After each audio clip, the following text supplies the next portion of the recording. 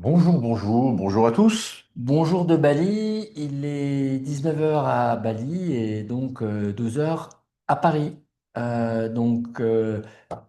Aujourd'hui, nous sommes présents à Bali, je suis présent à Bali avec Stéphane. Nous allons donc vous parler à la fois des modalités pratiques d'investissement, on va vous parler de produits, on va vous faire un bref récapitulatif sur le marché. Et ensuite, on vous expliquera, donc, comme je vous le disais, les modalités d'investissement. Sachant que nous ne pouvons pas être exhaustifs, tous ceux qui voudront des informations complémentaires, à la fin du webinaire, il y aura un QR code qui vous permettra de vous amener sur un agenda où vous pourrez prendre des rendez-vous avec nous pour avoir des informations plus détaillées sur tel ou tel aspect qui pourrait vous intéresser, car bien évidemment, on ne peut pas tout développer. Voilà, on va commencer donc ce webinaire avec bien sûr, comme d'habitude, une Alors, présentation. on va se présenter. Donc, Stéphane, je ne sais pas pour vous, pour moi, il est à ma droite en tous les cas. Stéphane est un spécialiste de l'immobilier à Bali depuis 11 ans, depuis 17 ans en Indonésie. Et donc, il a des compétences multiples, entre autres juridiques et linguistiques, c'est-à-dire qu'il parle couramment le bahasa indonésien. Ce qui nous disent tous nos clients est appréciable de comprendre les subtilités des documents qu'ils sont en train de signer lorsqu'ils font une acquisition. Alors, on va parler donc du groupe Osiris et d'Osiris Bali. Donc, groupe Osiris fondé en 1986. On a une expérience dans la promotion, la commercialisation et ce qu'on appelle à Bali le management, mais en France la gestion, la location et le syndic. Donc, on a un vécu, vous avez quelques chiffres qui sont indiqués sur ma droite, avec des réalisations, des investisseurs accompagnés et des lots gérés. Nous sommes présents, puisque Osiris France, c'est une société qui a plus d'une trentaine d'années, et Osiris Investissement, qui est toujours la même société, mais avec un nom adapté aux produits que nous vendons en Asie du Sud-Est depuis 2014. Et aujourd'hui, puisqu'on parle de quatre pays en 2025, nous sommes en Indonésie, à Bali. Pour Osiris Investissement Bali, c'est une société que nous avons créée avec Stéphane il y a maintenant 2 ans, mais tous les deux, et Osiris est présent sur Bali depuis 2014. Il y a eu la parenthèse du Covid qui nous a amenés tous à nous réorganiser. Et fort de cette expérience commune avec Stéphane, on a créé Osiris Bali, qui fait de la vente et du management. On en reparlera plus tard. Stéphane, allons au sujet qui intéresse les personnes qui suivent le webinaire. C'est l'état du marché en 2025, à fin de 2025. Alors, oui, donc l'état du marché de Bali en fin 2025. Donc, on a des prix d'entrée de villas qui sont aux alentours de 110 000 euros. C'est une valeur qui a augmenté au cours des années, hein, puisque moi, ça fait très longtemps que je suis là, notamment sur Bali, ça fait 10 ans que je suis sur Bali. Et donc, j'ai pu avoir l'occasion de voir les prix augmenter. On a un taux d'occupation qui est entre 65 à 80%, qui est un taux d'occupation moyenne d'une villa en location. On a pour l'année 2025 un retour des touristes avant Covid, puisqu'on était à 6,5 millions de touristes étrangers avant Covid, et on est enfin revenu aux 6,5 millions de touristes étrangers pour l'année 2025. Et on espère plus l'année L'année prochaine. prochaine, on espère plus. De toute façon, ils ont déjà un petit peu des chiffres en termes de réservation, et on s'aperçoit que c'est toujours une tendance qui va être en accélération. On a, comme vous pouvez le voir, des visiteurs internationaux de nationalités différentes. Les numéros un, bah, c'est quelque chose de logique, hein, c'est les Australiens, Comme toujours. c'est les plus proches. Les Français, on est en sixième position, ce qui est quand même une très très bonne position. Les Français aiment beaucoup Bali et ils viennent régulièrement en vacances. Et on s'aperçoit qu'on a des petits nouveaux qui sont arrivés lors des 5 dernières années, notamment la Russie, qui est venue s'installer petit à petit. Et Ah. aujourd'hui, c'est une destination de vacances également pour les Russes. Alors, on en reparlera plus tard. Avant de changer de slide, Stéphane, Ouais. il y a un truc, il y a un élément, une information dont tu n'as pas parlé, dont tu me parles souvent. Bali, c'est aussi les visiteurs indonésien. Le marché local est important, avec une clientèle donc, qui vient principalement de Jakarta et de Surabaya, de gens qui ont des moyens, bien évidemment, qui est une clientèle un peu différente de la clientèle internationale, puisque d'abord elle est chez elle, et ils sont nombreux, ils louent des maisons, ils vont dans des restaurants, voilà. Bah, en fait, ça fait un total, si on compte en fait les touristes locaux qui représentent 10 millions de touristes locaux par an, avec les touristes étrangers à 6,5, ben, ça fait 16,5 millions de touristes par an. Et on sait très bien que le gouvernement indonésien a un objectif à 20 millions de touristes pour 2026, donc 10 millions de touristes nationaux et 10 millions de touristes étrangers. Voilà, c'est quelque chose d'important, surtout qu'on vient de parler du Covid. Pendant le Covid, en fin de compte, il y avait le marché local, comme dans tous les autres pays, qui a fait tourner l'industrie touristique sur Bali. Voilà. On va parler donc des Des zones. destinations et les destinations et les positionnements. Alors en fait, on fait un petit rappel historique, hein. La première zone qui a été développée en termes d'investissement immobilier, c'est la zone de Sémignac, hein. C'est ce que vous voyez ici. Alors, je rajouterais même en termes de résidentiel. Oui, Les gens qui sont venus habiter, c'était la zone, c'était Sémignac. voilà, Kouta, Léguiane, Sémignac, c'est la première zone qui a été vraiment investie par les investissements immobiliers. C'est le premier spot historique et c'est un immobilier aujourd'hui qui est vieillissant puisque ça a commencé dans les années 70 et 80. Et aujourd'hui, on se retrouve avec un parc locatif qui est toujours actif, mais qui est vieillissant et qui mériterait d'être Tout le rénové. monde ne rénove pas et ça fait partie des choses qui sont en train de se faire. Voilà. Ensuite, Ensuite, on a eu un développement sur Ubud, puisque Ubud est un centre culturel de l'île, sur lequel on va retrouver une ville qui est proche de l'écologie, de la nature, du yoga, du de bien-être. l'histoire, ouais. Le développement personnel. Voilà, et c'est le centre culturel, c'est-à-dire que c'est les danses, c'est l'art, l'artisanat balinais, le musée, les musées, etc. Et donc ça, c'est une zone qui s'est développée fortement avant Covid. Juste avant Covid aussi, on a une zone qui a commencé à se développer à Canggu et qui s'est réellement affirmée pendant le Covid et après le Covid. Mais en fait, c'est une zone qui ne s'est pas affirmée en termes de zone touristique, mais c'est une zone qui s'est affirmée en zone résidentielle. La raison pour... Surtout, il y a des touristes, mais il y a beaucoup de Il y a, résidents permanents. Il y a beaucoup de résidents permanents et notamment des Russes. Pourquoi? Parce qu'en fait, lorsque Canggu avait été lancé en termes de construction, ça avait été un petit flop. Avant Covid, on avait un taux d'occupation sur Canggu qui était entre 40 et 50%. Et c'est en fait pendant le Covid et juste après le Covid qu'on a eu une arrivée massive de la population russe qui sont non pas venus en tant que touristes, mais qui sont venus s'installer en tant que résidents. Et en fait, ces résidents-là sont allés se réfugier dans les villas qui étaient libres et vides à l'époque. Et Canggu, c'était l'endroit où il y avait le plus de villas vides. Et c'est ce qui a fait qu'on a eu une surpopulation et un trafic dense. Un trafic dense parce que ce ne sont pas des touristes, ce sont des gens qui vivent à l'année. Et donc, ça a créé des problèmes puisqu'ils ont en fait construit des villas, mais ils n'avaient pas pensé aux infrastructures routières.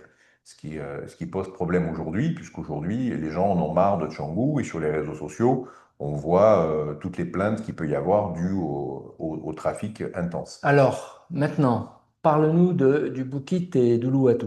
Alors, le Bukit Uluwatu, bah, c'est l'étoile montante en fait de l'île. C'est ce qu'on appelle la péninsule du Bukit. C'est ce qu'on voit tout en bas de Bali, hein, là où on a Jimbaran et Uluwatu, et la zone en bleu. Et donc, cette zone-là, en fait, on avait eu un premier prémisse de développement dans les années 2013, où il y avait à peu près 200 ou 300 villas qui s'étaient construites, notamment par des promoteurs français à l'époque, mais qui n'avaient pas bien fonctionné. Et ça a réellement pris son ampleur après Covid. Après Covid, en fait, on a eu énormément de constructions qui se sont entamées sur Uluwatu et on va dire que le niveau de qualité des villas qui ont été proposées sur Uluwatu ont enfin atteint un niveau de qualité qui ont permis à une clientèle un peu plus aisée de venir sur le sud de l'île. Alors, Stéphane, pourquoi le paradis des surfeurs? Alors, c'est un paradis des surfeurs parce que entre la zone de Jimbaran et Uluwatu, c'est-à-dire sur la côte ouest du Bukit Uluwatu, alors on dit Bukit Uluwatu parce que Bukit ça veut dire la colline, donc c'est la colline d'Uluwatu. Donc, cette zone-là, c'est la zone dans laquelle vous avez les spots de surfeurs les plus prisés, notamment pour le championnat du monde. On a Padang Padang, on a Bingin, on a Balangan, on a Niang Niang. Et toutes ces plages-là, en fait, sont des plages de surfeurs émérites. Mais tous nos clients, que ce soit les clients locataires ou les clients investisseurs, ne sont pas des surfeurs émérites. Exactement. Où est-ce qu'ils peuvent aller se baigner? Alors, on a aussi une grande qualité, puisque moi, c'est une de mes zones favorites depuis que je me suis installé sur Bali en 2015.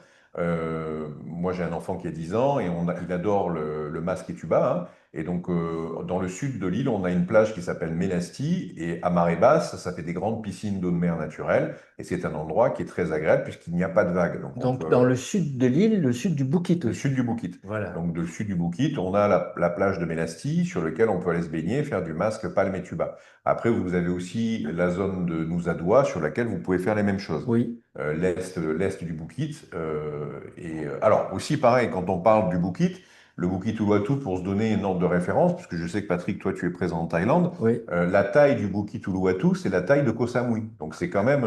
Voilà, c'est pour vous donner une référence hein, géographique pour les uns et pour les autres, sachant que Bali, en surface, pas en forme, est de la taille de la Corse. Voilà. Voilà. Et donc, c'est toute la zone touristique. Les zones touristiques principales sont celles qui ont été nommées par Stéphane, qui sont très, très actives. Il y a bien sûr d'autres spots touristiques, mais qui ne sont pas très, très actifs. Et on sait que les investisseurs aiment bien avoir des taux d'occupation élevés. Voilà. Alors, c'est pas non plus que le paradis des surfeurs et des gens qui veulent faire du snorkeling, faire du palme, masque et tuba. C'est aussi un endroit sur lequel, un des seuls endroits de l'île sur lequel on a trois cours de golf.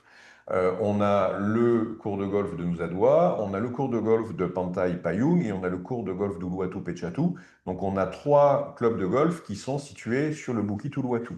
Le seul autre club de golf qu'on retrouve, c'est celui qui est à Bedugul, Au nord. au nord, à côté du lac Bratan.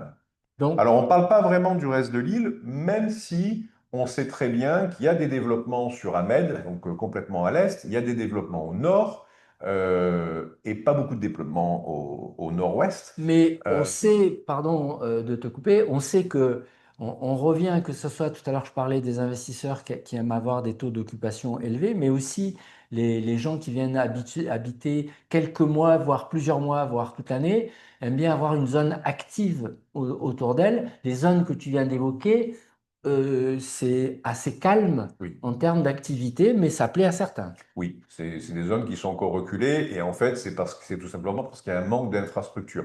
Le Nord, on parle toujours de l'aéroport du Nord, mais l'aéroport du Nord, moi, ça fait 18 ans que je suis en Indonésie et ça fait 18 ans que j'entends parler de l'aéroport du Nord. De Apparemment, Bali, du nord de Bali. nord de Bali. Depuis qu'Osiris est sur Bali, on entend parler de l'aéroport du Nord. Ça fait moins longtemps, mais ça fait 12 ans et c'est toujours la même chose. Donc, c'est en projet, on ne sait pas du tout quand est-ce que ça sera réalisé. Il parle aussi d'autoroute et de métro. Bon, le métro, on n'y croit pas du tout, puisqu'on est dans une zone sismique et on est dans une zone sur laquelle on a vu dernièrement au mois de septembre que quand il pleut fortement, faire un métro, c'est pas forcément Mais les judicieux. voies rapides se développent. On en a une d'ailleurs, tu n'en as pas parlé sur le Bukit. Oui, le Bukit Uluwatu, en fait, la raison pour laquelle c'est une étoile montante, c'est parce qu'en fait, il y a des voies rapides qui sont en construction. C'est-à-dire ils se sont très vite aperçus qu'il y avait un grand intérêt sur Bukit Uluwatu et le gouvernement a réagi en créant des routes nouvelles. Donc, on a des routes nouvelles qui partent de Nusa Dua pour rejoindre Uluwatu et qui passent devant les hôtels les plus luxueux, hein, Hilton, Kempinski, Moulia. Et Ce sont des d'autres. routes nouvelles. Et c'est une route en fait qui va faire le tour complet du Bukit pour rejoindre Jimbaran. Donc ils sont déjà en train de penser à, on va dire, se battre contre le trafic, contre les embouteillages. Oui, on sait que c'est important de pouvoir circuler correctement et les autorités administratives indonésiennes, que ce soit de Bali ou de Jakarta, ont pris ça en compte. Voilà, parce que Canggu, malheureusement, Un mauvais exemple, oui. il y a aucun développement possible en termes Voilà. d'infrastructure. Alors, Alors, ouais. où nous retrouver sur notre agence? Donc, on a une agence au cœur d'Uluwatu.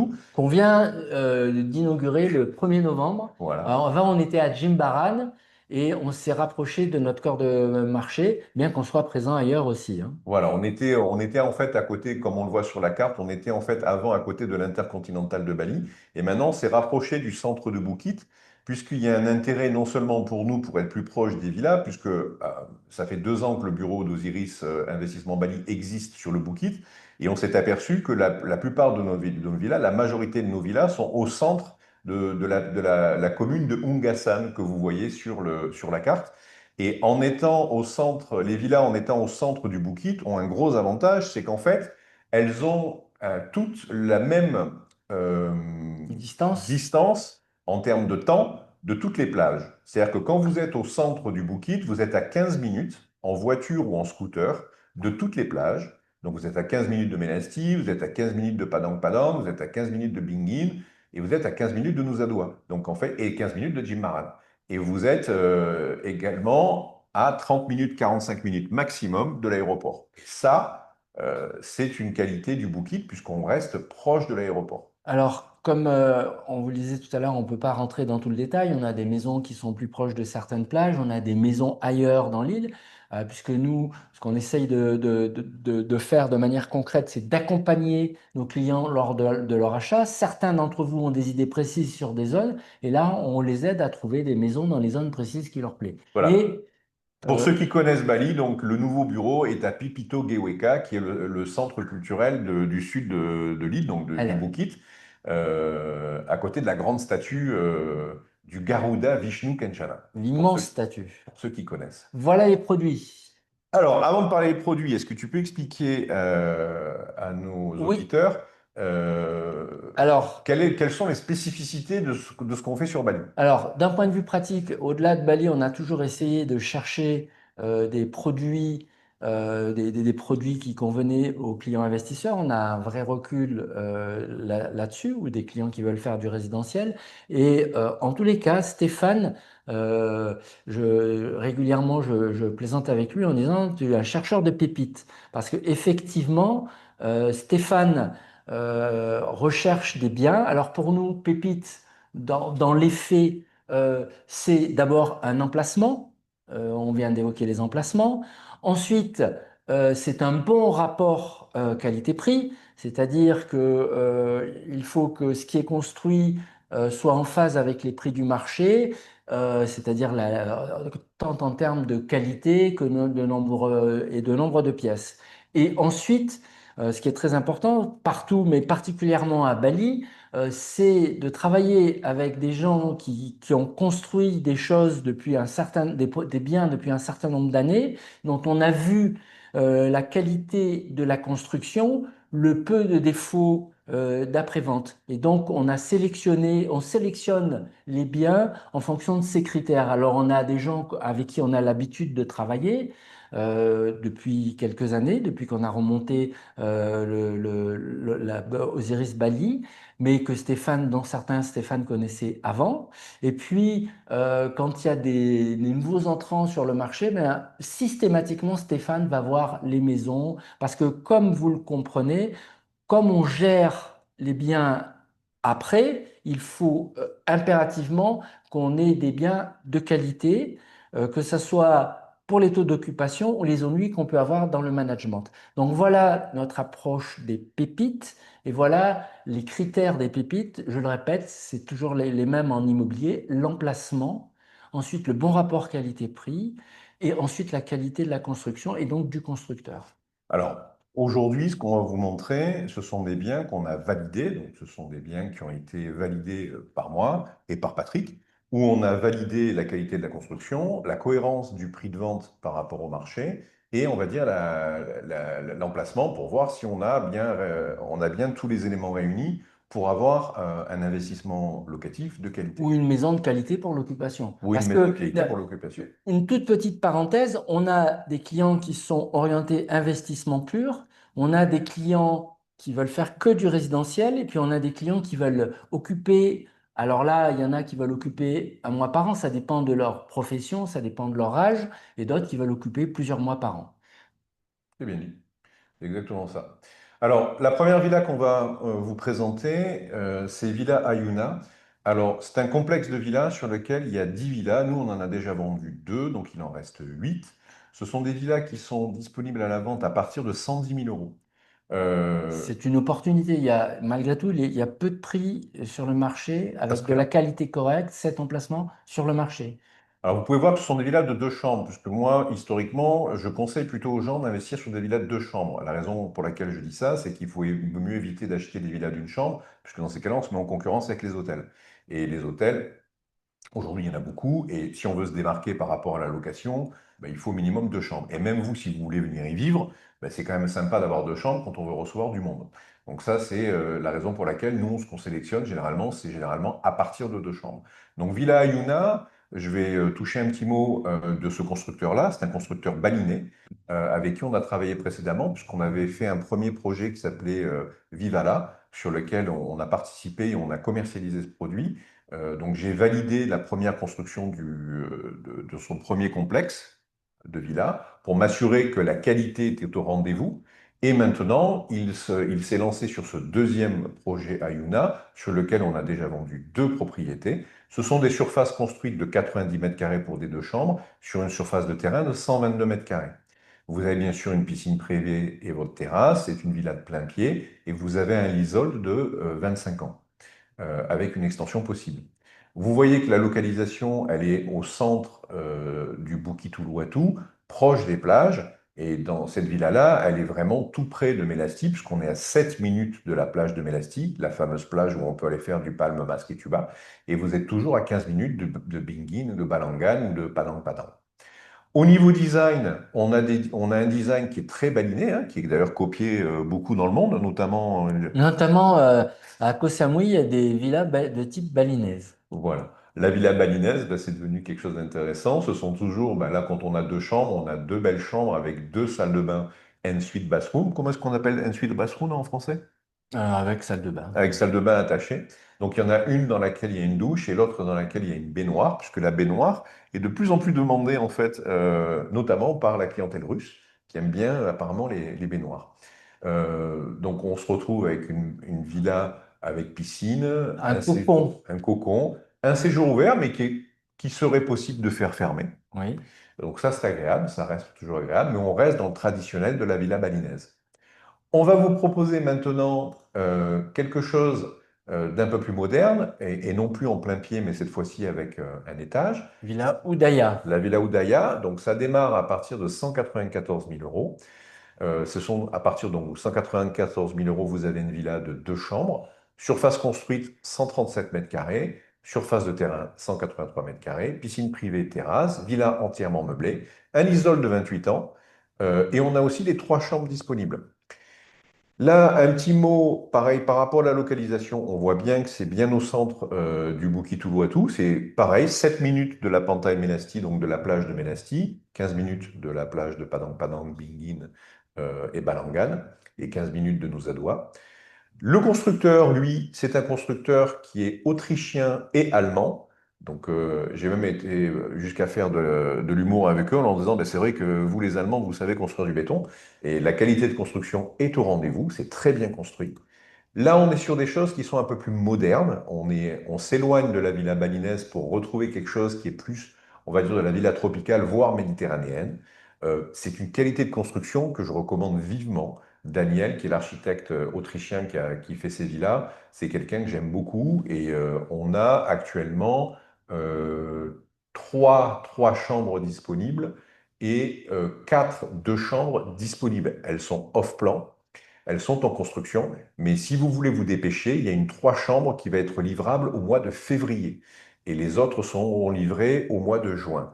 Les 2 chambres sont à partir de 194 000 euros, les 3 chambres sont à 215 000 euros. C'est Al- une affaire. Alors, ce que je voulais dire aussi, c'est que sur Bali, il y a effectivement, on s'attendrait à ce qu'il n'y ait que des villas balinaises, mais la demande des acheteurs est différente. Il y a des gens qui veulent des maisons plus modernes, plus contemporaines, de styles différents.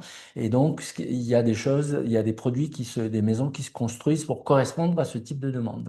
L'historique de la validation de ce constructeur, c'est qu'en fait, ils étaient venus nous voir à la création du bureau à Jimbaran en 2023. Ils m'avaient demandé de faire la promotion de leur nouveau projet à Nyang. Ils avaient un projet de 15 villas.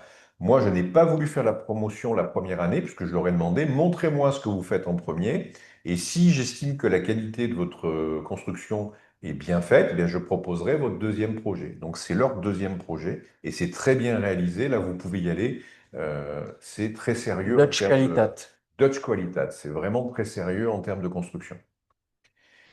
On a aussi, là aussi, c'est une petite pépite qui a été dénichée dernièrement. Alors, D'abord, parle-nous de son constructeur aussi, là. Alors, là, on a un constructeur qui est australien, James, qui a fait, qui a eu, qui a un très bon, comment est-ce qu'on dit ça, background Il a une expérience dans la construction en Australie et c'est quelqu'un qui sait, enfin, qui sait couler du béton également. nous, nous, on est constructeurs et on a fait des promotions, plutôt on n'est pas constructeur, on a fait des promotions et on voit tout de suite sur un chantier un certain nombre de choses, les gens qui savent faire ou pas.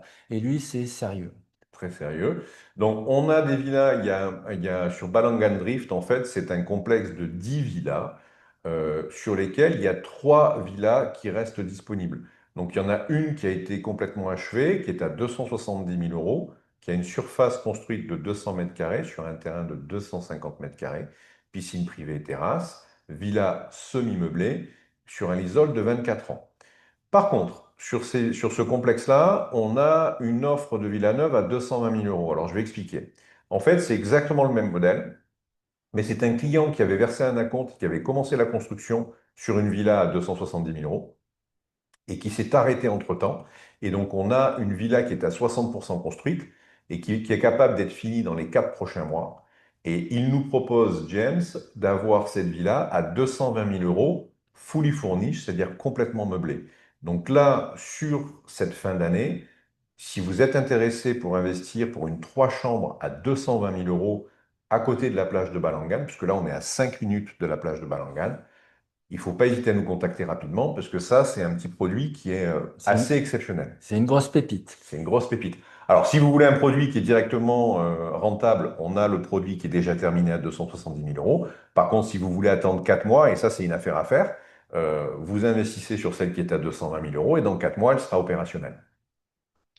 Ah, voilà à quoi ça ressemble, hein. On a une villa aussi un peu plus méditerranéenne avec un séjour qui peut s'ouvrir ou se fermer. Toutes les pièces sont climatisées, donc vous pouvez utiliser la clim plutôt que d'aérer la villa. Et vous avez aussi un rooftop. Donc c'est 3 chambres, Hein. 3 salles de bain. Le rooftop est en bas à droite. Voilà. Euh, Qui peut aussi servir de salle de sport. Enfin, Ça peut être aménagé, oui. c'est très, très agréable. Là, ça vous donne une bonne idée donc de ce type de maison. On voit la chambre avec sa salle de bain en continuation. Nous les avons visités hier et je confirme que c'est un très beau produit. Il y a même des possibilités avec ce constructeur d'avoir des panneaux solaires, puisque j'ai vu Oui, qu'il oui, proposait ce oui. genre de service aussi. On a enfin une villa qui est déjà en opération Alors chez nous. là, on passe un palier en termes de prix et de superficie, pardon. Voilà, là, on est des villas 3 chambres avec plus d'espace, de terrain et une organisation à la balinaise aussi.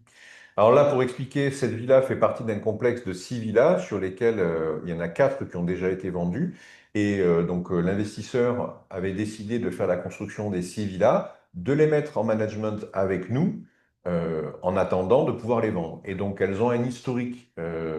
On en a 2 qui sont à vendre sur site, sur ce site-là, qui ont un historique avec nous parce qu'elles sont en opération depuis le mois de mai dernier. On a un recul qui fait qu'on ne fait pas des hypothèses sur les rendements locatifs. On sait comment ça fonctionne. Là, on voit ce que ça a donné sur les 6 derniers mois. Donc, ce sont des surfaces construites de 150 mètres carrés, une surface de terrain qui est beaucoup plus grande, parce que là, on est sur 477 mètres carrés. Auparavant, on était sur des terrains de Oui, 100, oui. 200, 250 mètres carrés.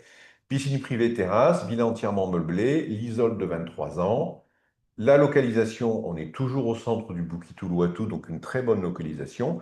Et on va rentrer sur le détail de comment est-ce que cette villa a performé les 6 derniers Alors, mois. je préciserai qu'on manage, passez-moi mais c'est le terme qu'on emploie sur Bali, des maisons similaires, mais on va vous parler de celle-ci précisément. Donc celle-ci, donc on va parler aussi du design. C'est du design, on respecte la villa balinaise, c'est-à-dire des villas avec des bâtiments séparés. Donc chaque chambre a sa salle de bain et elle a un accès vers l'extérieur de la villa et elle donne toutes sur la piscine. Et on a un séjour commun, donc on respecte la villa traditionnelle balinaise avec un séjour commun et des chambres qui sont séparées. Une grande piscine de 15 mètres de long, ça c'est très agréable et avec un endroit comme vous pouvez le voir pour les enfants ou avec très peu de profondeur, où les enfants peuvent s'amuser en toute sécurité. Les performances de cette Sur villa les 6 derniers mois. sur les 6 derniers mois. Donc ça, ce sont des chiffres réels on peut vous montrer et sur lesquels on peut Oui, je fais une communiquer. petite parenthèse, hein. Quand nos clients viennent rendre visite à Stéphane, quand on leur propose des biens, Stéphane peut vous montrer les chiffres avec extraits directement de Airbnb ou d'autres plateformes où on a un logiciel qui agrège ces données. Ça permet de voir les taux d'occupation réels parce que on va pas développer ça maintenant, mais on entend beaucoup de chiffres sur Bali, des pourcentages très importants. Là, on vous parle de chiffres constatés. Donc la Villa Tortuga, de mai à octobre 2025, on a eu un taux d'occupation moyen de 81%, ce qui est très très bon. Un prix de la location moyen à la nuit à 175 euros la nuit. Donc elle a généré sur les 6 derniers mois 25 937 euros, ce qui fait 4 322 euros par mois en moyenne, ce qui est vraiment un très très bon résultat. Voilà. Vous pouvez bien entendu retrouver toutes nos villas sur Osiris Investissement Bali sur Airbnb, sur Booking.com, sur Google Vacation Rental, puisqu'on est sur toutes les plateformes. Et on est donc en 5 étoiles, on est super hot. Alors, Stéphane a gagné rapidement la qualification de Superhost. Bon, au-delà du plaisir de l'avoir, c'est surtout intéressant pour nos clients. Les villas Superhost sur Airbnb sont mises en avant. Ça rassure les gens qui louent des maisons. Alors aussi, d'une manière anecdotique, mais ça arrive régulièrement, on a des clients qui nous louent des villas comme ça, ils se rendent compte en y habitant eux-mêmes lorsqu'ils viennent en vacances ou lorsqu'ils viennent pour acheter le type de maison et comment ça fonctionne. Ça, c'est très intéressant. Tous les gens qui font ça sont très contents. L'avantage également, si vous voulez venir tester la Villa Tortuga avant de l'acheter, ben, vous pouvez tout simplement venir et dormir dans la villa À, avant de à voir, condition qu'elle soit libre, à Stéphane. condition qu'elle soit libre. Avec 80% d'occupancy, il faut un petit peu se prendre à Voilà. l'avance. Mais il suffit de nous contacter. Alors Ça, c'est... là, Ouais. on va passer directement, comme je vous avais dit tout à l'heure, on va parler produits. Là, on va parler de l'aspect légal et administratif d'un achat à Bali. On reste comme toujours, comme je l'ai dit au départ, synthétique. On pourra toujours, quand vous le voudrez, développer les choses dans le détail. Donc, Stéphane a, comme je vous le disais tout à l'heure, expérience, c'est-à-dire qu'il connaît la quasi-totalité des notaires qui interviennent sur Bali. Ensuite, il connaît les grandes règles, même les détails de la pratique du droit immobilier sur Bali. Donc, il y a des vérifications légales qui sont faites par nous en amont. Après, on ne l'a pas indiqué là, mais pour chaque villa, il y a ce qu'on appelle en droit anglo-saxon une due diligence, une vérification des titres de propriété et de tous les éléments qui vous sont indiqués là. Et donc, voilà tout ce qui est fait alors en amont lorsqu'on présente les villas et ensuite juste avant l'achat. Et c'est-à-dire que si le jour d'un achat, si la due diligence n'est pas satisfaisante, eh ben, les gens qui, pour bloquer le bien, ont versé un dépôt, ce dépôt leur est renvoyé. C'est important. Et comme je le disais tout à l'heure, lors de la signature du document, pour ceux qui achètent lorsqu'ils sont sur place, ça se fait souvent à distance, Stéphane est capable d'expliquer le pourquoi du comment, surtout les aspects de la rédaction du document d'achat. Alors là, c'est là que mes compétences linguistiques rentrent en jeu, puisque moi, quand je relis les actes notariés, je fais en sorte de bien regarder les articles qui sont importants pour vous protéger. Parce qu'on se présente souvent comme étant non pas l'agent des gens qui veulent revendre leur villa, donc on n'est pas l'agence immobilière traditionnelle qui va peut-être défendre les besoins de ceux qui veulent revendre leur villa, mais on est plutôt l'agent des acheteurs. C'est-à-dire que moi, je vais mettre de votre côté puisque c'est là qu'on fait la différence, c'est que dans 90% des cas des ventes que l'on fait, c'est plutôt du rendement locatif. Et la villa que je vais vendre, je vais la manager derrière. Donc il est très important pour moi de défendre vos intérêts en tant qu'acheteur. Voilà, Parce on est qu'après, comme ça se passe en Angleterre ou aux États-Unis. Chaque partie a son agent. L'agent de l'acheteur, c'est nous. Et le vendeur, il a déjà son agent. Donc voilà. je rajouterai aussi que quand vous venez visiter le site internet de Osiris Investissement, Si vous avez des biens que vous voyez sur d'autres sites et qui ne sont pas présents sur notre site, il faut savoir que je travaille en co-broking avec toutes les agences immobilières de Bali. C'est-à-dire que si vous ne trouvez pas votre Pas toutes, bonheur, celles que tu estimes correctes. oui, bah, celles avec lesquelles je m'entends bien aussi, donc forcément, on travaille aussi en co-broking. Donc si on Puisque, n'a pas le bien, on est capable de vous le trouver. puisque voilà, puisque on est à l'agent de l'acheteur et on a des clients qui ont des idées précises sur les sites. On n'a pas tous les produits, on choisit des produits orientés d'une certaine manière. Des gens qui connaissent bien Bali, Stéphane, a noué enfin depuis le temps qu'il est là, il connaît un certain nombre de gens sérieux et on peut aller chercher un bien chez un confrère. Voilà. Voilà. Euh, Alors, L'accompagnement, donc on a leur accompagnement lors de l'investissement, donc la phase achat et après on verra la phase management. Alors, il est important de dire aussi que vous n'êtes pas obligé de vous déplacer à l'agence de Bali pour acheter, puisqu'on a eu aussi des acheteurs qui ont fait des achats à distance. Alors, il faut préciser que généralement, ce sont des gens qui connaissent bien Bali. Avec Stéphane, il y a les possibilités de faire des visites vidéo des maisons, voir Stéphane dans son hobby. Il est très bon pilote de drone. Et donc, des fois, on peut montrer les villas vues d'en haut pour voir l'environnement. On revient toujours à cette notion d'emplacement et d'environnement que j'évoquais tout à l'heure. Mais on reprend donc l'accompagnement qu'on va vous procurer lors de votre investissement, hein, c'est un accueil, soit téléphonique, Pour ceux qui viennent à pour ceux Bali, qui à viennent, l'agence, la sélection de la villa, les visites de la villa, donc soit les alors, la visites. sélection, c'est des visites de différentes villas. Oui. Notre job, c'est de vous présenter pas 15 villas. On a longuement discuté avec vous en amont. Et ensuite, on vous propose des biens qui sont dans vos critères. Critères de prix, ça, c'est les critères objectifs, de chambre. Et après, les critères subjectifs, tant que puisse se faire. L'aide à la négociation, c'est quelque chose qui est important parce que Bali reste un marché d'offres, hein. Lorsqu'on a des prix qui sont affichés dans les agences immobilières, ben moi, je fais cette démarche quand je vous propose des produits, c'est-à-dire que je négocie des prix pour vous. Notamment, tout à l'heure, on a vu les villas qui étaient faites par les Autrichiens et les Allemands. C'est un prix spécial pour nous. Quand vous allez voir ces villas sur d'autres sites immobiliers, elles sont un peu plus chères. Et moi, je fais cette démarche en amont pour vous. Et on a un support, bien sûr, légal et administratif pour vous assurer que votre investissement sera sécurisé. Et enfin, après votre Alors, achat, alors oui, donc après l'achat, important parce qu'on fait ça depuis longtemps chez Osiris. Là, quand on a remonté cette agence, d'entrée, on est parti pour un accompagnement global, donc acquisition et ensuite passez-moi le terme, mais c'est le management. Alors ceux j'ai vu qu'il y avait des noms de gens sur les inscrits au webinaire qui connaissaient Bali. Donc le management, c'est tout cet aspect qu'en France on appelle gestion locative conciergerie. On fait ça, c'est notre équipe, c'est Stéphane qui chapeaute ça. Il a une expérience ancienne déjà là-dedans. C'est une des premières activités qu'il a fait lorsqu'il était sur Bali. Et là aussi, il connaît les intervenants. Donc gestion générale du bien, communication sur les réseaux sociaux pour présenter les biens.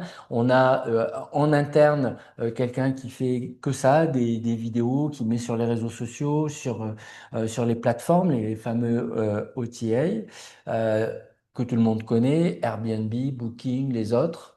Et donc d'avoir de belles images, c'est important pour les louer. Donc après, la recherche et la sélection des locataires, parce que Stéphane régulièrement refuse des locataires. On va pas développer, on pourrait vous en parler. il y a une Euh, petite sélection à faire, on va dire. la gestion des relations avec le locataire, à 22 heures, il y a plus d'eau chaude. Bon, ça, on le voit, enfin Stéphane le Ben, je voit fais très une bien. aparté là-dessus. En fait, quand je dis ça, c'est que en fait, lorsque les gens, notamment sur Airbnb, veulent réserver vos villas, eh bien, en fait, ils ont aussi des notations. C'est-à-dire que nous, on est super hot, on a des notations, et les clients qui veulent réserver les villas ont aussi des notes. Donc, on peut voir en amont si ces clients-là vont bien se comporter dans vos villas, et c'est cette sélection-là qu'on fait. Oui, ou même il y a d'autres choses encore. Mais Voilà. mais Stéphane pourrait le longuement développer. Je sais qu'il est très attentif là-dessus. Donc la gestion des relations au quotidien. Voilà, il y a mon clim qui a lâché, donc on a une équipe, on a un garçon qui s'occupe de ça, qui est un Indonésien très efficace, Thio, voilà. Les check-in, check-out. Qui sont faits par des managers, ça j'insiste aussi, parce qu'en fait, on est contre les boîtes à clés, hein. On veut que Il n'y les a pas de boîte à clients, clé, oui. voilà, on veut que les clients soient accueillis par le manager pour expliquer quelles sont les règles de la maison, leur remettre les clés, faire la photo de leur passeport, parce qu'il est très important de savoir à qui on a affaire, de bien contrôler que la personne qui dort dans la villa est bien la personne qui a réservé la villa, parce que là aussi, on a eu quelques surprises Oui, dernièrement. L'entretien, la réparation et la maintenance, on s'en occupe également. ce dont je parlais, soit les petits entretiens, les petites réparations, ou soit des fois il y a des changements à faire. Bon, voilà, tout le monde peut avoir une idée. Une fois de plus, on pourra, lors d'appels qu'on peut avoir avec vous, vous expliquer ça plus dans le détail. Alors, en parlant de ça, Si vous le souhaitez donc prendre un rendez-vous, vous scannez le QR code et vous arriverez, maintenant tout le monde a l'habitude de cela, sur un agenda où vous pouvez préparer, prendre un rendez-vous. Mais maintenant, c'est facile. Juliette qui travaille avec nous, qui est sur la France en permanence et dans le même fuseau horaire que vous, ce qui est plus pratique peut répondre à vos questions. Ou, voilà. Et autrement, Stéphane ou moi-même, en fonction des occupations des uns et des autres, parce qu'on connaît bien nos produits parfaitement bien. donc, Voilà, si vous voulez scanner donc, le QR le code, QR code, ou sinon vous nous contactez à voilà, travers WhatsApp, le site voilà, internet, comme vous voilà. voulez. Maintenant, on va revenir Alors en grand maintenant, écran. on va, oui, je sais qu'il y a quelques questions, réponses. Enfin, les réponses, c'est nous, les questions, c'était vous, pardon. Donc, comme vous le voyez, d'un point de vue pratique, eh ben, chez nous, il fait noir, hein. Donc, voilà, puisqu'il est maintenant 19h41. Et donc, une des questions, alors, hop. Donc, est-ce qu'on a des questions? Est-il nécessaire de créer une société Ah, c'est un grand classique. Stéphane va vous répondre, mais on y répond souvent à cette question-là. Est-il nécessaire de créer une société indonésienne pour avoir le droit de louer le bien, pardon? Quel est le coût de la création? Alors, est-il nécessaire? Oui et non. Bon, je sais que ça ne va pas plaire à beaucoup comme réponse, mais oui, il est nécessaire puisqu'en tant que particulier et en tant qu'étranger, vous ne pouvez pas faire du revenu locatif à Bali pour votre villa. Maintenant, vous avez deux possibilités qui s'offrent à vous. Vous avez une première possibilité qui est de soit créer votre propre société de management de villa, mais si vous achetez une seule villa, ça paraît pas très cohérent puisque le coût de création de cette Ouais, je société, m'explique. C'est une société, il y a un coût fixe. Et sur une villa, comme c'est fixe, donc pas variable, le coût, et donc quand il y a deux villas, il est divisé par deux, quand il y en a trois. Bon, voilà. Donc sur une villa, comme ce n'est pas obligatoire, mais dans certains cas, oui, c'est possible. Enfin, c'est possible tout le temps, mais on vous le déconseille fortement sur une villa. voilà. Ou alors, vous faites tout simplement appel à une société comme la nôtre qui va prendre votre villa que vous avez acheté en management. Et dans ces cas-là, vous n'avez pas besoin de constituer votre propre société. Pour développer, ça se résume pour les autorités indonésiennes par le fait que nous avons un numéro fiscal, un identifiant fiscal, que nous payons les taxes à votre place et tout est dans l'ordre. Parce que autrement, il y a quelque temps, 2 ou 3 ans, je n'ai plus ça en tête, le gouvernement indonésien devant la hausse de location des maisons et dont certains ne payaient pas les taxes, a dit aux plateformes, vous êtes obligés de travailler avec des gens qui ont des taxes. Pardon, un identifiant fiscal. C'est notre cas. Voilà. Et en fait, il faut pas tomber dans le panneau là, qui actuellement, parce que j'ai vu trop de gens se faire avoir là-dedans, où on vous explique que constituer une société PTPMA, c'est très simple. Parce que je vois des pubs passer sur les réseaux sociaux. Constituez votre PTPMA pour 25 millions de roupias. Donc à peu près 25 millions de roupias, ça fait 1000 euros, 1000 euros. un peu Mais plus. Ouais. le problème, c'est que ça, c'est la création et l'enregistrement de la société. Après, il y a des règles à respecter. Oui, et, alors nous, on sait ce que c'est, puisqu'on en a recréé une récemment. Oui, C'est pas la première fois. Ça nous a coûté plus que 25 millions de roupies, parce qu'on en prend un avocat sérieux qui va faire les choses sérieusement, et ainsi de suite. mais vous avez surtout un capital minimum à investir, et ce capital minimum, il est de 10 milliards, 10 milliards de donc 600 roupias. 000 euros. par associé. Et Voilà. pour ouvrir une société, il faut deux Alors, associés. pour être précis, le capital n'est pas obligatoirement libérable. On a un délai pour le développer, mais on ne voit pas forcément l'intérêt de mettre 10 milliards de roupias, voire 20 milliards de roupias, puisque c'est la règle. Alors, la valeur des maisons est prise en compte dans ce capital, bien évidemment, mais ça fait beaucoup d'argent, comme vous l'avez vu, 10 milliards 600 000 euros. On a de belles maisons à 350 000 euros. Ben, Bon, voilà, par rapport à ce maintenant, que vous a montré, aujourd'hui, si vous achetez une villa qui est à 110 000 euros, vous n'allez pas vous amuser à créer une société.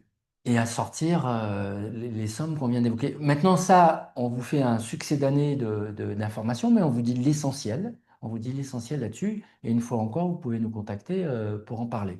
Alors, il y a d'autres questions qui sont arrivées. Possible d'occuper pour les vacances et de mettre en location à mon absence. Oui, Bah, puisque en fait, on beaucoup de a nos clients font ça. dans notre clientèle, en fait, on a des gens qui utilisent la villa 3 semaines par an et sur laquelle après ils la mettent en location. On a des gens qui vivent 6 mois par an à Bali et qui partent pendant 6 mois en France. Et donc dans ces Ou cas-là, ailleurs. ou ailleurs, et dans ces cas-là, on la met en location. Et on a aussi des clients qui nous mandatent que pour la conciergerie. C'est-à-dire qu'en fait, ce sont des gens qui ne veulent pas que leur villa soit mise en location. Mais par contre, ils ont un pied-à-terre en Indonésie et ils veulent qu'on s'occupe en fait de la De conciergerie. l'entretien. L'entretien, le pisciniste, le jardinier, Voir s'il y a des problèmes. Voilà. voilà. Donc voilà, c'est ce qu'on fait. Je dirais que la majorité de nos clients occupent quelques mois, semaines en fonction de activité professionnelle, âge et ainsi de suite. Voilà. Et on a aussi des purs investisseurs. On a des gens qui nous disent, bon, moi, j'ai vu qu'à Bali, il y a de bons rendements, je veux un retour sur investissement, point. Alors, il y a une autre Une question question. sur les retours sur investissement? Non, quels frais annexes sont adossés à l'acquisition immobilière? Ouais, ça, je peux en parler. En fait, vous avez 1% de frais de notaire en Indonésie et vous avez des frais qui sont rarement expliqués, qui est l'assurance de votre villa.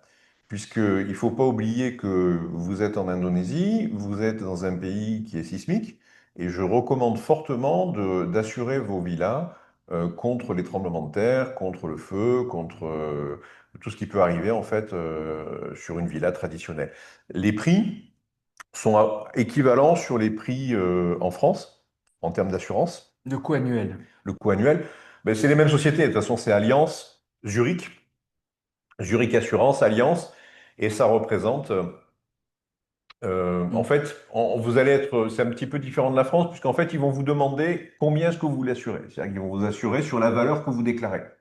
Et ça va être, en moyenne, c'est à peu près Et 1000 euros par an le pour, remboursement se fera sur la valeur assurée. exactement. Voilà, bon, voilà. Mais les coûts annexes, c'est 1% de frais de notaire et l'assurance sur votre villa qui est de à peu près 1000 Alors, euros par an. il y a une autre question. Est-ce que on peut, quels sont les aspects pratiques pour l'achat à distance lorsque les clients ne se déplacent pas, si je développe un peu? Alors, les aspects pratiques, ben, moi, en fait, ce que je vais faire, c'est que je vais d'abord vous faire une visite virtuelle. On va vous présenter la villa de Pas manière virtuel, tu virtuelle. vas faire visiter une vraie maison à distance. Oui, Virtuel, c'est les maquettes c'est bien en dit. 3D. C'est-à-dire que je me déplace et je fais des vidéos sur place. Quand c'est des chantiers, parce que là, dans ces cas-là, c'est une visite virtuelle, quand c'est du off-plan, donc une maison en Alors, construction. s'il y a un témoin, on fait le chantier et la maison en témoin. Voilà. Maintenant, si c'est que de la construction, on va assurer un suivi de construction. C'est-à-dire que tous les mois, je me déplace sur le chantier, je vais m'assurer que la villa prend forme et je vous envoie des rapports vidéo de la construction de la Oui, villa. certains d'entre vous là que j'ai vu inscrits pourraient en témoigner. Voilà. Euh, Ensuite, donc au-delà de cet aspect pratique, l'aspect juridique, c'est qu'on peut faire une procuration Oui. pour l'acquisition qui doit être légalisée sur le lieu de votre résidence. Alors quand c'est en France, c'est soit la mairie, les mairies peuvent le faire assez Ben facilement maintenant, avec la et signature les électronique, en notaires. fait, c'est plus simple. On a Voilà. la signature électronique, donc aujourd'hui, les notaires acceptent la signature Alors électronique. voilà, ça fait partie des choses pratiques. Voilà. Et autrement, si on a besoin de légaliser des documents, lorsqu'on est à l'étranger, on peut aller au consulat. Mais Oui. voilà. Enfin, ou à la mairie de votre domicile, vous pouvez faire un tampon de la mairie Ouais. et Légalisation. la légalisation de votre Voilà. bâtiment. OK. Il y a d'autres questions? Alors, alors là, je vois plus de questions concernant. Voilà, je pense qu'on a, on a un peu Ben, dépassé. n'hésitez pas à poser vos questions aussi hein, dans le chat ou alors Mais si vous nous on a, contactez sur WhatsApp. Hein. on a un peu dépassé le temps qui nous était imparti. On avait dit 45 minutes. Voilà, je pense que, comme on le disait tout à l'heure, on a fait un tour synthétique. On a essayé d'être complet, mais on ne peut pas, comment dirais-je, répondre, étudier tous les aspects dans le temps qui nous était imparti. Donc maintenant, on reste à votre disposition les uns et les autres, comme je l'expliquais tout à l'heure, et on va vous souhaiter, pour ceux qui ne l'ont pas fait, un bon appétit, et nous-mêmes, vu l'heure, nous allons aller dîner, et vous, vous allez aller déjeuner. On vous dit au revoir et à bientôt. À bientôt. Bye bye.